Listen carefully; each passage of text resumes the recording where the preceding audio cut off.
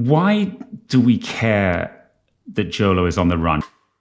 There's something about Jho. It's very mysterious. You could argue that Jho Low started off as a gray zone operator before sort of graduating to full mastermind of a criminal conspiracy. Jho Low was the master of that way of operating. He did buy his way into the White House. He did buy his way into Hollywood. He became friends with Leonardo DiCaprio and Martin Scorsese. This was all with stolen money. What we don't know is what's Jho doing with all that money, the billions of dollars? What kind of schemes has he been up to? We've got a lot of material that we never really put out anywhere, right? We're going to be digging too. We're going to be calling the people that we know. Where is Jho? Where is Jho is the question. Where is this guy who is history's most effective and successful fraudster?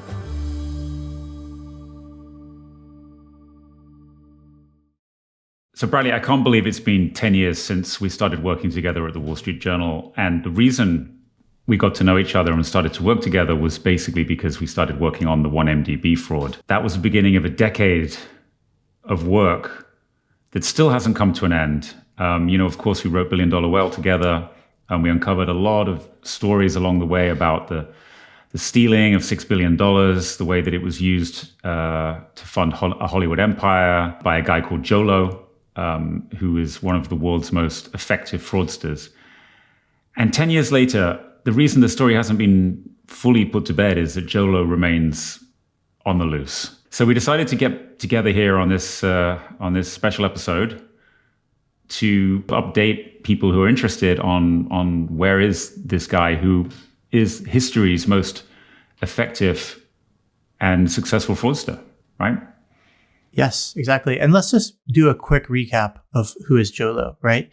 This is a young Malaysian guy of Chinese descent, had never had a job in his life, went to Wharton and went to Harrow, had a kind of an illustrious educational background, got connected with the Prime Minister of Malaysia and persuaded him to launch a new sovereign wealth fund. Took lots of money from different places, borrowed money from banks, from the international markets, and then just stole most of that money and went on one of the greatest spending sprees of the last 25 years. On one hand, crazy parties, nightclubs. He basically invented what's called now a bottle parade, where nightclubs had to invent a reason for you to spend more money in a single night. So you could have, women dressed scantily coming down with different sparklers and dozens of bottles of champagne. On the other end, he also was trying to become this force in business and entertainment. He was pretty close to buying Reebok from Adidas. He was trying to buy part of Tom Ford. He bought EMI Music. He helped bankroll a film production company that made The Wolf of Wall Street. Then the whole world started to figure out this was a fraud. Different journalists, bloggers, you name it, were chasing the story. And Jho Low sort of went on the run. And we've been sort of trying to figure out where he went ever since. So the international legal system did its job to a degree, right? Jho Low was indicted in the US. He was indicted in Malaysia. Many other people were also indicted, including a Goldman banker called Tim Leissner, who helped Jho Low steal over $200 million. He's still yet to be sentenced. But many other people have gone to jail. The Prime Minister of Malaysia, who was Jho Low's protector, he went to jail. He's in jail in Malaysia. Many bankers went to jail, or at least some bankers, private bankers who helped funnel the money around, they went to jail. Some people in Switzerland went to jail. But Jho Low he disappeared, and he hasn't really been seen for much of the past decade. So why do we care that Jho Low is on the run? People could say, well, this is just a fraudster who's gone missing. So one reason we care, I think, is just because it's fascinating that you can steal $6 billion when the average person out there just steals a few thousand, will get done by the IRS and go to jail. You steal $6 billion. There's a line in our book from Bob Dylan that says, steal a little and they throw you in jail, steal a lot and they make you king. And I think that's part of the reason he's still at large. So let's explain to people why you and I still care so much about Jho Low and trying to find him, and what it means about the world we live in, the world of power and finance. Yeah, I think it's important to say we are not law enforcement. We are storytellers. And there's something about the story of Jho Low that keeps us coming back, that has persisted way longer than we ever thought. I remember back in 2015, we were chasing this alongside others and thought this is probably a couple of months of our time. because it's a pretty big scandal, but it's a couple of months. And it just kept growing and getting bigger. And there's something about Jho, it's very mysterious. Jho has never talked honestly about why he did this or what was going through his mind or any of the details. There's something about him that is able to show us a lot about the world around us, So for example, the average person doesn't think that you can just spend your way into the White House. I mean, there may be certain ways that that's part of the common knowledge, but in reality, it seems impossible. That's the kind of thing that happens out there, in other countries in the world. But Jho Low had this very cynical point of view that is very illuminating for how everything works, for how Hollywood works, how individual greed works, how nations work, and even how rich people are greedier than we ever even imagined. We want to know the answers. We want to know not just the answers of the fraud itself and all the mechanics, which are amazingly complex and sprawling, but just the answers about what does Jho think about the world? I would love to know, what does Jho think about Donald Trump? And just hear that kind of perspective. So I think in a way, earlier in our career, we were chasing him almost like proto-investigators. But in reality, at this point, 10 years later, it's almost more, we want to hear from Jho. And the best outcome of this is that Jho sits down for an interview. There's also an element of treasure hunting, which is, where's all that money gone? There's billions of dollars still missing that hasn't been recovered. Well, for me, the reason that I think it's so important that Jho Low is found, it isn't, justice is a word that we can bandy around, but people don't really care. We're not sitting around, and others who are watching this aren't sitting around wanting justice to be served. But I think what people are sick of is that the way the world is sewn up by the rich power elites. And this is what we're seeing around the world in elections, that there is a group of people, a network. I'm not a conspiracy theorist, but there's a group of people that know how the world really works. And they, like you were alluding to, they know how to buy their way into the White House or other governments. They know how to buy their way into Hollywood. They know how to buy their way into many different places using finance. And Jho Low was the master of that way of operating. He did buy his way into the White House. He did buy his way into Hollywood. He became friends with Leonardo DiCaprio and Martin Scorsese. And this was all with stolen money, of course. And then when the hammer came down and he was wanted by justice, he bought his way into China, where we believe he now is staying and living. And so his ability to buy politicians in China is one of the reasons that he hasn't been caught, right? And meanwhile, all the people who enriched themselves along the way, from A-list to C-list celebrities, people like Swizz Beatz, Alicia Keys' husband, who was paid hundreds of thousands to attend parties, political bundlers like Frank White, who helped the Obama campaign and received tons of money from Jho Low, to Goldman bankers who got huge bonuses. None of that money went back. So although there were some indictments, none of the money went back. And Jho Low, meanwhile, is somehow paid his way into China and is able to stay there, as far as we know, with some sort of protection, right? Yeah, that's true. I think there's just something that I probably never articulated this publicly before, but in journalism, I don't seek out Nobel Prize winners to understand the world. I don't talk to the activists or the people who wrote books about world peace or anything like that, right? The people that I talk to, the people that you talk to, are the people in the gray zone, the people who say, okay, great, we understand your ideals, your utopian concept for how the world works, but here's how it actually works. Here's what's going on behind the scenes. And the mechanics of it are mind-boggling. People move regularly millions of dollars from London to Paris without ever using a bank. This is the way the world works. It's not the way that we think it is. And so that's why we are constantly seeking out these gray zone operators. You could argue that Jho Low started off as a gray zone operator before sort of graduating to full, mastermind of a criminal conspiracy. But even just that journey is amazing, right? Can you just talk a little bit about how obscure of an origin Jho Low had and kind of where he ended up? Well, he comes from Penang in Malaysia, which is sort of a parochial island in the north of Malaysia. And obviously, Malaysia is also a country that's pretty far away from the centers of power that we're talking about. But he was a master of getting to know the right networks. When he was at Harrow School in England, a famous private school in England, and then Wharton College later in the US, he networked probably better than anyone in history, I'd say. Like he's an amazing networker. He got to know very powerful figures in the Middle East who ran billions of dollars of money. He managed to persuade them to move that money into Malaysia for projects, and let the Prime Minister of Malaysia, whose children he'd gotten to know, get the benefit of that investment. And then, well, he was Deputy Prime Minister at the time. Najib then became Prime Minister. And all along the way, Jho Low is a sort of a fixer, a guy who's in the shadows at the time, helping make deals happen, helping money flow, and doing corrupt deals on the side to make money. He actually made $100 million on a property deal in Malaysia near the Singapore border before the 1MDB scandal. And then, of course, he persuades the Prime Minister to set up a sovereign wealth fund. I see that President Trump has just announced America's first sovereign wealth fund. So I was saying Goldman Sachs are probably licking their lips at that one. And then they use the sovereign wealth fund's money, and it's just daylight robbery. People often ask us, how does this fraud work? And it was just very simple daylight robbery. But yeah, Jho Low's ability to pull that off is that he's one of these creatures who knows how to operate as the fixer, as the person at the node of power between different governments, different banks, different financiers. And when it all went to hell for him and he was sought by law enforcement, he just continued to do it.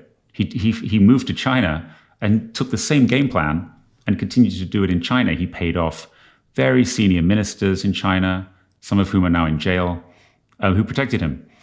And so that's the story of why, he's still in China and still protected, because he paid off so many people that it's kind of an embarrassment now if one of these dark operators like Jho Low appears in a court somewhere and spills all the beans about all the kinds of people he's been involved with, from politicians to bankers to Hollywood stars to nightclub entrepreneurs like Noah Tepperberg and Jason Strauss, the owners of Lavo and Marquee. All these people, they took a lot of money from Jho Low, and no one wants to see him sort of back in public. So for you and I, finding him, it's not really about justice. It's about wanting to really understand this world and shine more light on it, and find out even more about him, I think. And you could even argue that there is a kind of justice in just knowing the details, knowing the facts. I mean, there's a lot of these truth and reconciliation commissions that are just about saying this is exactly what happened. I think if everything that happened came out, it would be explosive and determinant in both Malaysian politics, but probably other countries too. I mean, in the United States, Jho Low single-handedly paid Rudy Giuliani, Chris Christie, Elliot Broidy, who was a top fundraiser for Trump, and all these other people around him. And Steve Wynn was involved. They managed to get an agenda of China and Jho Low onto the Resolute desk in the Oval Office. And there's just something about how all of this worked, all of the truth could be really explosive. And that's what we're doing. We are looking for help from everyone, from people in China, people in Malaysia. There's a lot of clues left to be pieced together about the whole story, but also just about Jho, the story of Jho, where he is, what he's been up to.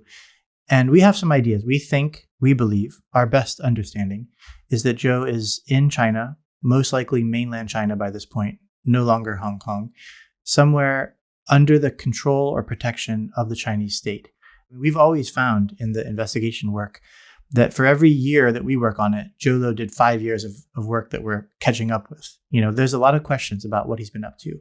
And we've gotten really close a few times. I mean, during the investigation, we were very close to the point where we knew where he was having a family gathering at one point. And the Malaysian government also knew that. And we were close. We were really close. But because the investigators in these different countries were kind of compromised, the local law enforcement, nothing was ever done.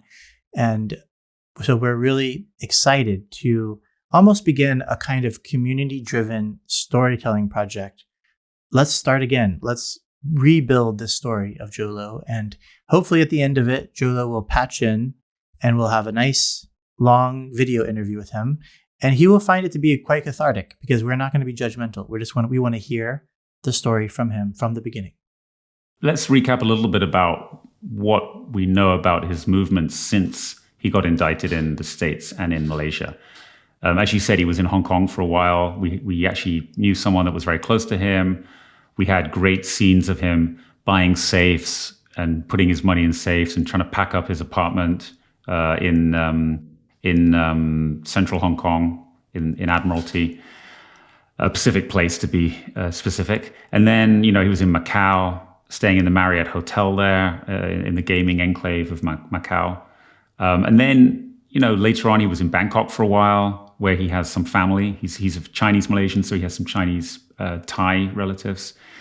And then eventually, we sort of tracked him down a couple of years ago now to Shanghai, where we were able to pull corporate records of his offices in a I think it's called the World Financial Center in Shanghai, the building with a big hole in it. So he's in a very prestigious financial tower in Shanghai, the financial capital of China. And people sent us in photos at that stage, didn't they, of like him at the Shanghai Disneyland and him in an aquarium. And in those photos, there was his Chinese official minders were sort of in the photos. In one of the photos. And the reason for the fact that he had Chinese official minders is that he still controls billions of dollars, had paid off lots of Chinese officials. And so he's almost like this, dare to say, some kind of Chinese state asset. Now, that was in the past. Since then, a lot of those Chinese officials have been arrested by Xi Jinping's government. So we don't know exactly the level of protection he still has. But what we do know for sure is that he's an embarrassment for China. He's an embarrassment for many of the other people who are involved in this. And so that's probably why we haven't seen him extradited to any of the places where he's facing indictment. I mean, it's astounding that we wrote a 400-page book that came out 7 years ago now, almost 7 years ago, and have spent untold hours on this ourselves. But some of these questions are still unanswered. And it's, the story is so huge, has so many tendrils. It's so complicated to tell to people because it's not, it really does say a lot about our world. And I think the way the world is transforming now with the new Trump administration, the $1 billion whale story and Jho Low's story really explains that. It's just, in the past, in my view, a lot of this was more in the shadows. And now the naked power of the way the world works is more in the open. So let's explain a little bit about how a sort of crowdsourced version of what we do as investigative journalists could help us. What can people who hear this, who know something about it, what can they do, and how can that aid the search?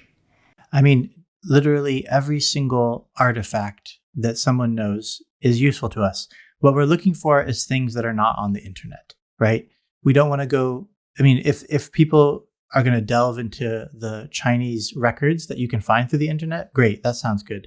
But in general, we want direct information. Like years ago, for example, we got a tip from somebody who was at the Hong Kong Yacht Club saying that Jho Low's wife, a woman called Jessalyn, who he knew from childhood, had become a member in that yacht club. And there was indications at that time that Jho was looking for a new yacht to kind of be almost like a base of operations. So he could go between Hong Kong and Macau and even use it to some extent to carry actual money, So we're looking for people who were drivers, people who were accountants in Macau, people who were croupiers who've seen him recently. We were looking for anything that's offline that we can bring online and sort of start to piece together in this very ambitious, crowd-driven approach. We're going to be digging too. We're also interested in hearing from people who ever worked for Jho Low. We're not being judgmental. Many people have already gone to jail. They've paid fines. A lot of them got to keep a lot of the money, so this is a way they can help and pay it back a little bit too, is we want to hear from them. We want to hear the leads and the people who've had meetings, the people who've heard about meetings, whatever it might be. And I think, if we can, and the other interesting thing with the way we're approaching it now is that there are new techniques open to journalists, right? With the ability to reach out to people via videos like this, and also the encrypted software that they can use to get in touch with us. How would someone get in touch with us if they, were very worried about keeping anonymity? I think essentially we want to keep it simple. We don't want to have some complex way of getting in touch. We have a new website, whereisjho.xyz, whereisjho.xyz. On there's a way that you can just fill out a form and send a tip. It goes straight to a Proton Mail account, whereisjho@pm.me. That is an account that we are going to very securely handle, and we'll take the tips there. If somebody wants to get in touch and speak another way, like using an encrypted messenger, the best way to start is by sending an email there. That's the safest way to start. And we'll probably try to roll out a few other techniques as well. I think the other thing we have to say, though, is we're not just on a kind of boring money trail investigation here. We've done that for a long time, and we're interested in it still. It could be useful, but it's mostly useful in the sense of like finding the money. Where's the money? What has he bought with it ever since? But I think the other thing is we want to enjoy this process too. Some of the most fun things we ever came across during our reporting on this are just the crazy stories from these parties and things. We got to see a few photographs, but we love to see more. We want to see everything. There's a video famously of Jho Low arranging what seemed like a marriage proposal to a Taiwanese pop star in Dubai. It's a hilarious video, worth watching again every year. The video of Jho Low's company, Jinwell Capital, is also just it's like a meme waiting to happen. And so we want to enjoy that too. We want people to get in touch with just anecdotes and stories. We'll find a way to share all of this in a way that is really exciting. And that's something that we're going to enjoy doing as well. We've got a lot of information that's come our way that we haven't even put out about Jho Low.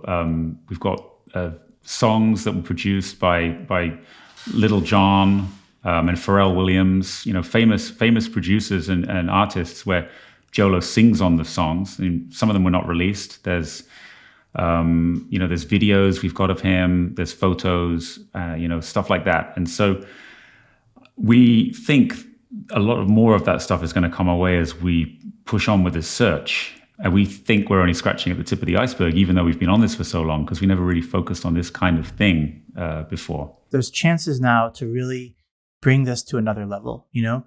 We've been working on a film with SK Global. We've got a great screenwriter who's been adapting the whole story of Jho Low into a film. But I think there's also room here to build something else. And we don't really know what it is yet. We just need to start collecting the pieces, and we'll find a way to, really, I think, bring more people into this story, because it's so useful to just understand for anyone. There's even a practical element to it too, which is like Jho Low, if you were to give him a podcast of his own, he would be making a podcast about how to build your network and, make $1 billion, because that's sort of what he did. Yes, built on criminality, but in the end, the criminality was just manipulating his network. He crossed the line, but if he had not crossed that line, he might just be sort of an amazing, business figure. And there's a reason why deal makers end up running the world, right? They know how to make deals. They know that the future is built on kind of structuring deals and understandings and agreements between people. It might be between a politician and a public, or it might be between powerful people who have money.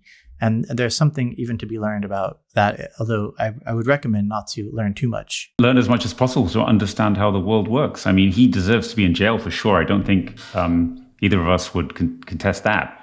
But you can. A lot of journalists take a very hectoring tone, and you can say, he shouldn't have done this and be moralizing about it. But you don't really learn very much by that. How you learn is by really understanding what he did and how he operated. Whether it's in politics, whether it's in Hollywood, whether it's in finance. Ironically, his biggest crime was the cover-up, right? The theft, you could go to jail for that. You could serve 20 years or something, or whatever it might be for a nonviolent crime. But the cover-up that they did in Malaysia, where the Prime Minister of Malaysia, Jho Low, and the Chinese state conspired together to essentially convert Malaysia into a vassal of China, to give up its sovereignty, that is the greatest crime of the 1MDB scandal of all. I mean, stealing money is one thing, but to subvert the future of an entire country and to give up its sovereignty just for personal gain, that's a true crime.